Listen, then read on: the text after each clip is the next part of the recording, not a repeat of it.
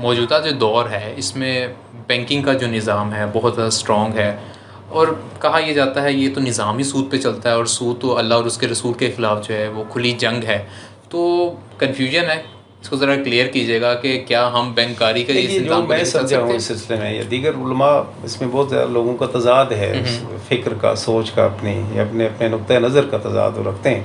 وہی بات ہے کہ کچھ متشددانہ قسم کے رویے کے حامل لوگ ہیں، وہ کہتے ہیں جی کہ یہ حرامی قطعی ہے، کسی بھی شکل میں ہو یہ حرامی قطعی ہے، اس کے قریب بھی جانا، اور یہ نبی پاک اور اللہ کے خلاف کھلی جنگ ہے، اور اللہ تعالیٰ اس کو کبھی پسند نہیں کرتا. اور اس کی نبی پاک صلی اللہ علیہ وسلم کی ایک حدیث مبارکہ کے مطابق کہ اس کی ادنا سے ادنا شکل یہ ہے کہ جس طرح اپنی سگی ماں کے ساتھ کوئی بندہ مباشرت کرتا ہے. قرآن مجید نے بھی اس کے بارے میں واضح کہا کہ اللہ تعالیٰ نے خرید و فروخت کو آپ کے لیے جائز کرا دیا، حلال قرار دے دیا گیا، اور ہر قسم کے سود کو آپ کے لیے حرام قرار دے دیا گیا، ربا کو حرام قرار دے دیا گیا. ربا، بہت سارے نام اس کے آتے ہیں. دیکھیے، اگر آپ کی بنیادی ضروریات انسان کی زندگی کے گزارنے کی بنیادی ضروریات کے لیے آپ کسی سے قرض لیتے ہیں اور آپ سے وہ اس کے اضافے کی ڈیمانڈ کرتا ہے، یہ سود قطعی ہے. ٹھیک ہے. یہ حرام ہے. مثال کے طور پر آپ بھوکے ہیں، آپ کو کھانے کے لیے چاہیے، آپ کے ہاں مہمان آ گئے ہیں، آپ کے ہاں دیگر کپڑے پہننے کے لیے کوئی اس طرح مشکل ہے، بچوں کی تعلیم ہے آپ کی، اس کے لیے آپ کو مشکلات ہیں، آپ کی بیٹی کی شادی ہے کہیں پر، کہیں علاج ہو رہا ہے، اس کے لیے آپ کے پاس پیسے نہیں ہیں، اس کے لیے آپ قرض لیتے ہیں کسی سے. والدین کی خدمت گزاری کے لیے آپ کے پاس کچھ نہیں ہے تو آپ قرض لیتے ہیں. یہ بنیادی ضرورتوں کے لیے جب آپ کسی سے قرض لیتے ہیں اور اس کے اوپر کوئی آپ سے اضافی ڈیمانڈ کرتا ہے، یہ سود ہے، یہ حرام. ٹھیک ہے.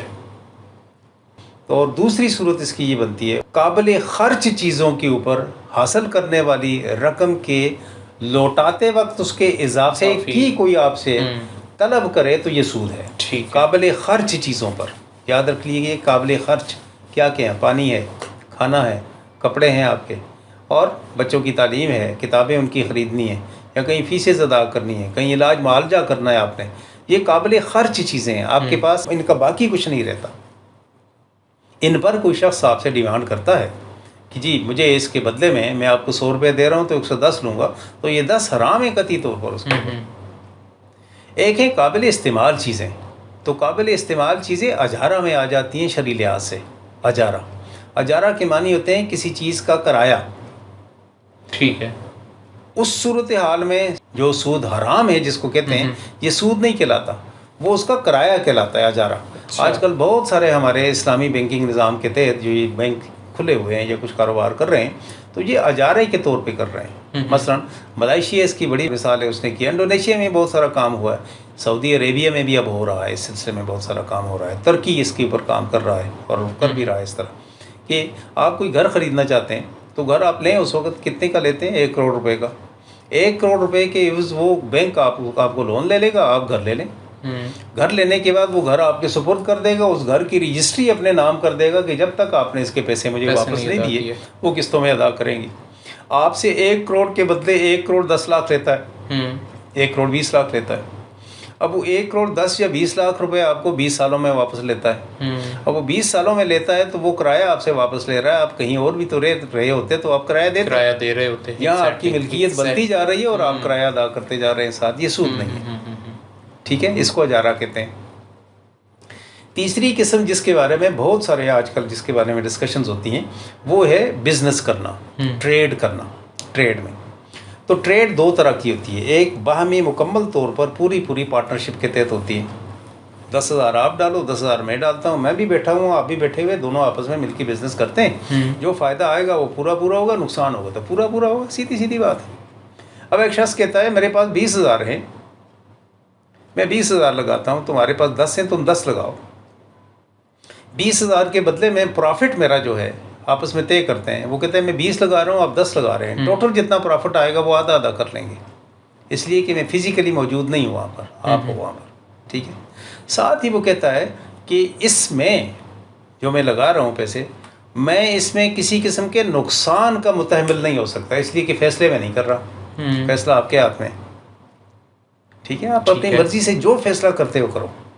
میرے پیسے جو راس اماؤنٹ ہے اس میں کسی قسم کی بھی کوئی کمی مجھے قبول نہیں ہے. प्रॉफिट 50% मेरा और आपका होगा। अब इस सूरत हाल में मुझे नुकसान गवारा नहीं है, तो ये सेटलमेंट है आपस में कारोबार की ये होती है, ये तो सूद में आता ही नहीं है। ये भी हमारे यहाँ फिर मैं कहता हूँ कि मुतशद्दिदाना किस्म के रवैये के हामिल लोग जो हैं वो इस बात को कहते हैं कि नहीं, सूद किसी सूरत में भी। देखिए, इसके बदले में आपको चाहिए कि अब तक ये वो चैप्टर है जिसको अल्लाह ताला ने आपके लिए माँ सिवाय उसके कि काबिल खर्च चीज़ों के अलावा आप सब के लिए ओपन छोड़ा हुआ है। आप उसके लिए कर्मसाजी करें, कवानीन बनाए आप ना। बहुत सारे कवानीन बनाए भी गए हैं जो एप्लीकेबल भी हैं, मैं मानता हूँ। उसमें इस्लामी शरीयत कौंसिल ने उसके बारे में बाकायदा एक पूरा सिस्टम इख्तियार किया हुआ है, लेकिन उसके सिस्टम के साथ साथ आपको पूरी दुनिया के अंदर उस सिस्टम को फिर उजागर करना है। ये बहस तलब मामला है और ये बहस होती ही रहेगी। और माजरत के साथ याद रखिए कि जब तक ये दुनिया कायम है इसी तरह होता रहेगा, चलता रहेगा, ता वक्ते कि हमारी पूरी दुनिया पर इस्लामी सल्तनत कायम ना हो जाए, और ता वक्ते कि उस वक्त के जितने हालात हैं वो हालात इसी तरीके से हों जिस तरह हम चाहते हैं। पूरी दुनिया पे भी मुसलमानों की सल्तनत कायम हो जाए, तब भी हालात उस तरह ना हों जिस तरह हम चाहते हैं, तो तब भी ये मामला इसी तरह काबिल बहस ही रहेगा। ये बहस पर बहस के तहत चलता ही रहेगा ता वक्त कि हमारी पूरी तौर पर। हाँ, सूरत हाल ये है कि जिन जिन जगहों पे इस्लाहात की जा सकती हैं वहाँ की जानी चाहिए, लेकिन इस वजह से कि कुल्ली तौर पर हमारे यहाँ इस्लाहात नहीं हुई तो हम इसको आगे बढ़ने नहीं देते, ये मुमकिन ही नहीं है। एक और बड़ी बात होती है कि जो इन अदारों में काम करते हैं वो भी हराम खाते हैं। हरगिज़ नहीं है ऐसे, अस्तगफिरुल्लाह, हरगिज़ नहीं, ये ऐसे नहीं है। उन लोगों का क्या काम है? क्या वो किसी को सूद पे पैसे देते हैं? वो तो अपनी मुलाजमत वहाँ पे कर रहे हैं, सर्विस कर रहे हैं। अल्लाह अपने करम में रखे, इसको उसी नुक्ते नज़र के मुताबिक देखना चाहिए जिस तरह नबी पाक सल्लल्लाहु अलैहि वसल्लम ने उस ज़माने में इसके बारे में देखा। याद रखिए, नबी पाक सल्लल्लाहु अलैहि वसल्लम ने इसके बारे में आखिरी खुतबे में कतई तौर पर फैसला दिया।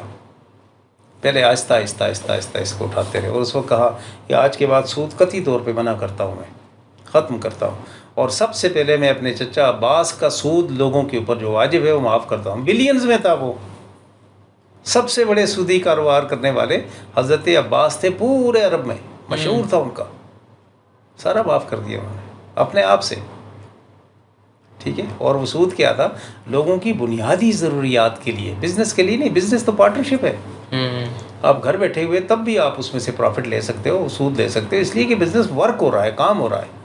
वो काबिल ख़र्च अशिया नहीं है जिस बंदे को आप दे रहे हो, बल्कि वो काबिल बिज़नेस हैं, तिजारत हैं, सरमायाकारी है वो।